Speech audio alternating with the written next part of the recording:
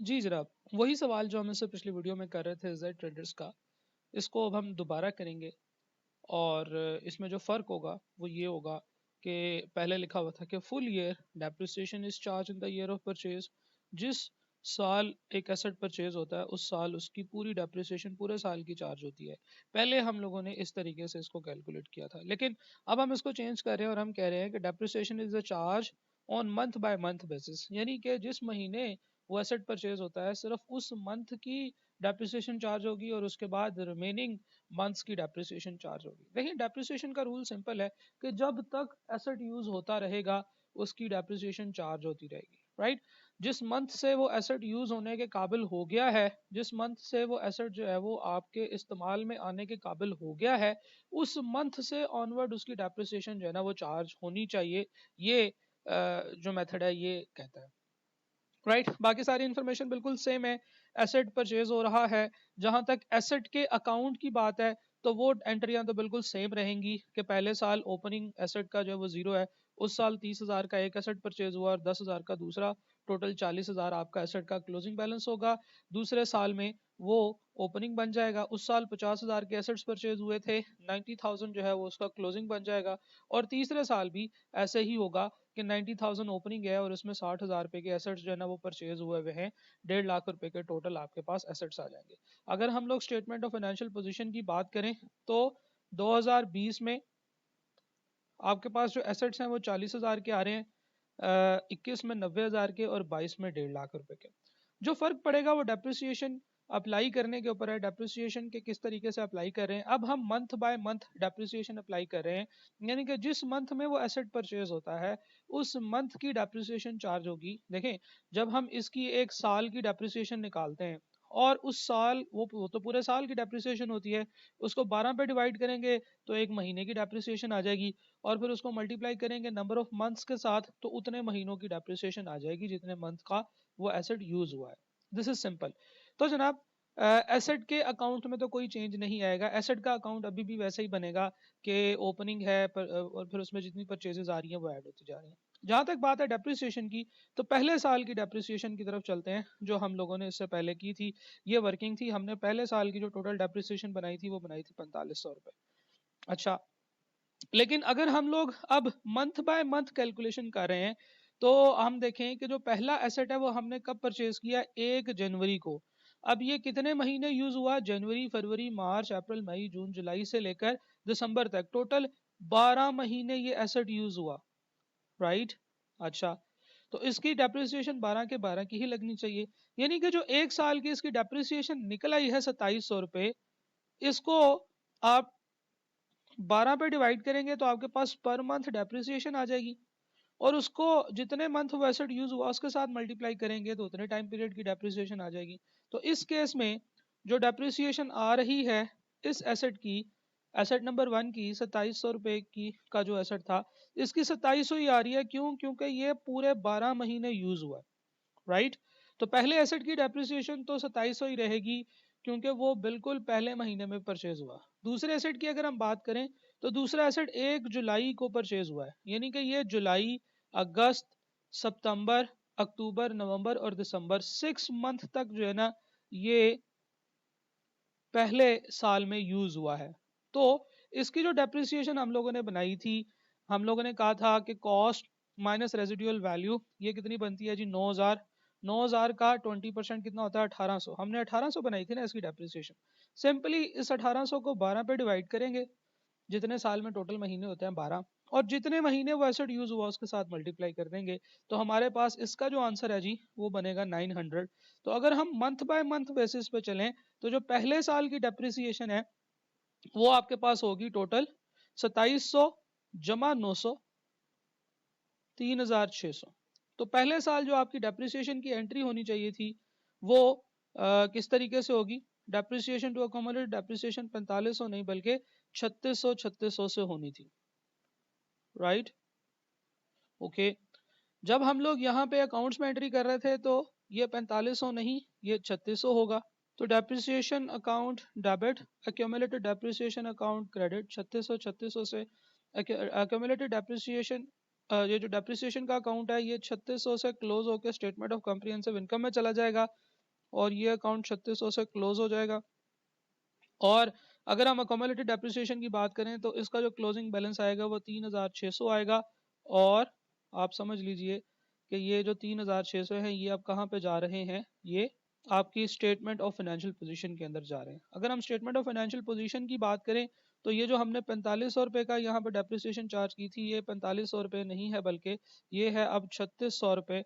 तो हम यहाँ से 3600 रुपये 3600 रुपये माइनस करेंगे तो हमारे पास 36,400 रुपये जो है वो बच जाएंगे। राइट। सो हमारे पास अगर हम मंथ बाय मंथ बेसिस पे चलें तो हमारे पास जो एसेट है उसकी नेट बुक वैल्यू यानी कि इस वक्त वो कितने का पड़ा हुआ है, इसको WDV भी कहते हैं, रिटर्न डाउन वैल्यू कितनी है जी, 36,400 है। किसी भी डेट पे WDV कैलकुलेट करने का तरीका ये होता है कि उस डेट की कॉस्ट में से उस डेट तक की accumulated depreciation माइनस कर दें तो आपके पास WDV आ जाती है। तो 36,400 is the WDV on what 31 December 2020। Right. चलें, ये WDV का भी समझ आपको आ गई कि किसी एसेट के अंदर किसी एसेट के हिसाब से अगर हम WDV की बात करें तो वो उसकी कॉस्ट माइनस एक्यूमुलेटेड डेप्रिसिएशन होती है। अच्छा जी, अब मैं ये सारी चीजें नहीं करूंगा, अब मैं सिर्फ और सिर्फ हर साल की डेप्रिसिएशन के बारे में आपको बता दूंगा कि वो कितनी कितनी होनी चाहिए, और बाकी तमाम एंट्रीज और अकाउंट्स अब आप खुद ही जो है ना वो एडजस्ट करते चले जाएंगे। देखें जनाब, ईयर 2 की बात करते हैं। ईयर 2 में एसेट नंबर 1 जिसकी एक साल की डेप्रिसिएशन थी 2700 रुपये, अभी भी 2700 ही रहेगी, लेकिन आपने उसको कितनी देर यूज किया, 12 के 12 महीने यूज किया है, तो इसका मतलब है ये 2700 ही इसकी डेप्रिसिएशन पूरी की पूरी चार्ज होगी। पूरा साल यूज हुआ, पूरी डेप्रिसिएशन चार्ज होगी।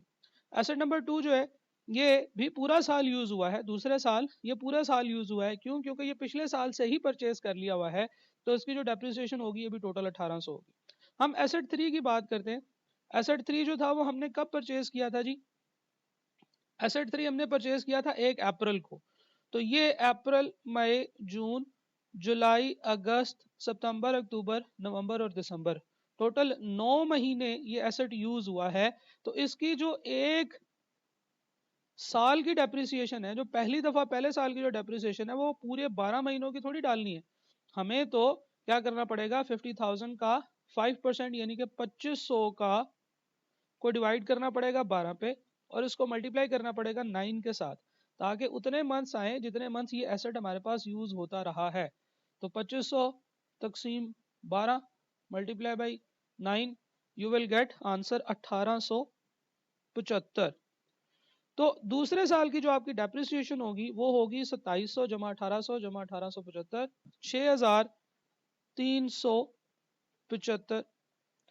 This will be the depreciation expense for the year 2। और जब आप यहाँ पे आएंगे तो आपका जो अकोमोलेटेड डेप्रिसिएशन का जो क्लोजिंग बैलेंस बनेगा वो बनेगा 3600 जमा 6375, 9975। राइट, ठीक है जी। और अब आपका जो क्लोजिंग बैलेंस है that will be equal to 80,025। ये आपकी WDV है ईयर 2 की। राइट। अच्छा, ईयर 3 की बात करते हैं। एसेट 1 पूरा साल यूज हुआ, उसकी 2700 डेप्रिसिएशन लगेगी। एसेट 2 ईयर 3 में भी पूरा साल यूज हुआ, 1800 डेप्रिसिएशन। एसेट 3 ईयर 3 में पूरा साल यूज हुआ, क्योंकि ये भी पिछले साल का परचेज हो गया हुआ है, तो जो एसेट तो पूरा पूरा साल यूज हुए उनकी डेप्रिसिएशन पूरे पूरे साल की। एसेट 4 जो है उसकी जो डेप्रिसिएशन बन रही थी 2200 रुपये, अब हमने ये देखना है कि ये एसेट पूरे साल में कितनी देर कितने मंथ्स यूज हुआ है, क्योंकि अब हम मंथ बाय मंथ कैलकुलेशन कर रहे हैं। तो एसेट 4 जो है ये 1 जुलाई को परचेज हुआ था, तो जो एसेट 1 जुलाई को परचेज होता है इसका मतलब है कि वो 6 मंथ्स तक यूज हुआ है। तो हम लोग मंथ बाय मंथ कैलकुलेशन के अंदर इसको 12 पे डिवाइड करेंगे, 6 से मल्टीप्लाई करेंगे, यानी कि 1100 रुपये हम इसकी अक्यूमुलेटेड डेप्रिसिएशन में इसकी डेप्रिसिएशन का एक्सपेंस चार्ज करेंगे। तो इस तरह से आपके पास ईयर 3 का जो एक्सपेंस बनेगा वो 8,100 रुपये बनेगा। और अगर हम लोग आप लोग खुद ही एंट्रियां वगैरह सारी ठीक कर लीजिएगा, मैं सिर्फ आपको extracts of the statement of financial position edit करके दे रहा हूँ। आपको पता है कि डेप्रिसिएशन के अंदर और तो कोई चेंज नहीं है, सिर्फ एडिशनल एसेट्स आए हैं और एडिशनल डेप्रिसिएशन आई है। तो मैं एक्यूमुलेटेड डेप्रिसिएशन अकाउंट के अंदर सीधा सीधा वो 8,100 रुपया ऐड कर दूंगा, तो ये मेरे पास हो जाएगा जनाब 18,075, 18,075. This will be your closing accumulated depreciation of year 3. और जब आप 150,000 में से माइनस करेंगे 18,075 पे, you will get 131,925. that is the WDV of year 3, right? WDV of year 3 at 31 December 2020, right? तो इस तरीके से उम्मीद है आपको दोनों मेथड्स दोनों तरीके समझ आए होंगे। एक तरीका ये था कि हम पूरे साल में डेप्रिसिएशन चार्ज कर देते हैं, जिस साल जो एसेट परचेज हुआ है, चाहे वो साल के आखिरी दिन ही क्यों ना परचेज हुआ हो, लेकिन इतना ज़्यादा अच्छा वो काम, वो इफेक्टिव नहीं होता मेथड। इसलिए एक और सियाने ने उनको मशवरा दिया कि भाई आप जो पूरे साल की डेप्रिसिएशन चार्ज कर देते हो, आप इसको साल पे राउंड करने के बजाय मंथ पे राउंड कर दो। आप ये रूल बना लो कि बजाय जिस मंथ में वो एसेट परचेज हुआ है, उस मंथ की डेप्रिसिएशन और उससे अगले मंथ की डेप्रिसिएशन चार्ज कर दी जाए, और जब वो एसेट आपके पास नहीं था उसकी डेप्रिसिएशन चार्ज ना की जाए। ज़्यादा, इससे भी ज्यादा एक्यूरेट कैलकुलेशन तो ये होनी चाहिए कि डे बाय डे की कैलकुलेशन की जाए कि जिस दिन एसेट आपका इस्तेमाल के काबिल हो गया है, उस दिन के बाद देख लें कि उस साल में कितने दिन है, राइट? अगर आप डे बाय डे की कैलकुलेशन करेंगे तो वो भी सिंपल है। आप पूरे एक साल की पहले डेप्रिसिएशन निकाल लें। फॉर एग्जांपल एक साल की डेप्रिसिएशन 1800 है, इसको 365 या 66 से डिवाइड कर दें और मल्टीप्लाई कर दें कि वो कितने दिन तक यूज हुआ है एसेट। फॉर एग्जांपल 200 दिन तक यूज हुआ है, तो ये भी आप कर सकते हैं। लेकिन ये बहुत ज्यादा जो है ना वो डिटेल्स चली जाती हैं, इतनी ज्यादा डिटेल्ड कैलकुलेशन की तरफ नहीं जाते। नॉर्मली अकाउंटिंग के अंदर वो कहते हैं ठीक है मंथ बाय मंथ कैलकुलेशन कर लोगे तो वो ओके हो जाएगा, ठीक है, सही है जनाब।